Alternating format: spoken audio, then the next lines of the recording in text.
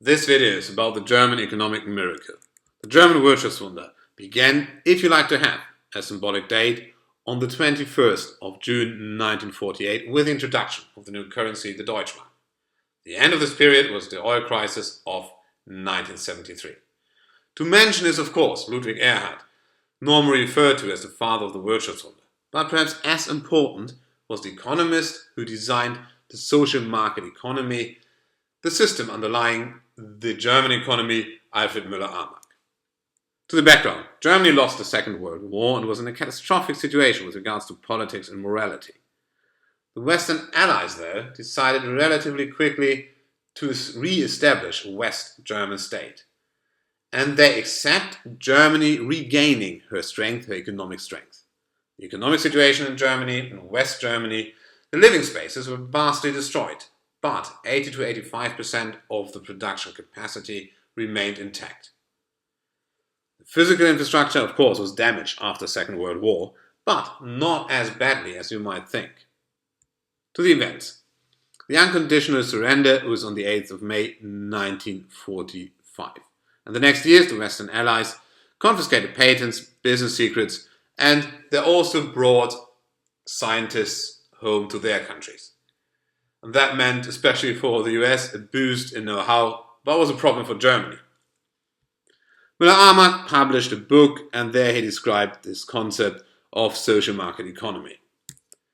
Now, in 1948, the Deutschmark was introduced, and now there was the precondition or the basis, the monetary basis for the Wirtschaftswunder. The governmental basis was established in 1949 with the foundation of the Federal Republic of Germany. Until 1949, the infrastructure was mostly restored and, good for the Germans, the Western Allies restrained from extensively dismantling the industry. What helped was credits as part of the Marshall Plan to support German investments. With regards to exports, helpful was the so-called Korea boom. This describes the rise of international demand because of the Korea War. The public debt could be reduced, the international debt could be halved in the London Agreement in 1953. 1955, Germany regained full sovereignty or de facto full sovereignty through the treaties of Paris. And 1955 was the year when the new wealth became visible. There were the first traffic jams on German autobahns during the holiday seasons. Also, the word Wirtschaftswunder became a well-known saying. So, until around mid-50s, Germany was again amongst the world leaders when it came to technology, and the consumption within Germany changed from basic needs to luxury goods.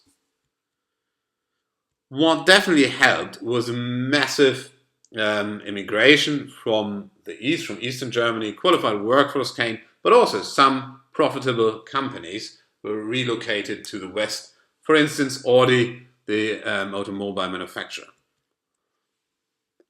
The development from 1955. The exports grew, and Germany could keep her cost advantage over the international competitors. There were extensive investments now to expand the industrial capacities, and the growth was more and more based on the domestic demand. The debts could be reduced and large gold reserves accumulated. To the date, Germany has one of the largest gold reserves. But then, from the mid-60s onwards, the markets changed from sellers' markets to buyers' markets, and the government intervened more and more. The wages increased and social benefits not good for economic growth. And then, as mentioned, the end was definitely the first oil crisis after the Yom Kippur War in the Middle East. Now, explanations. What helped was investments through the Marshall Plan, but that was not enough to explain the German Wirtschaftswunder.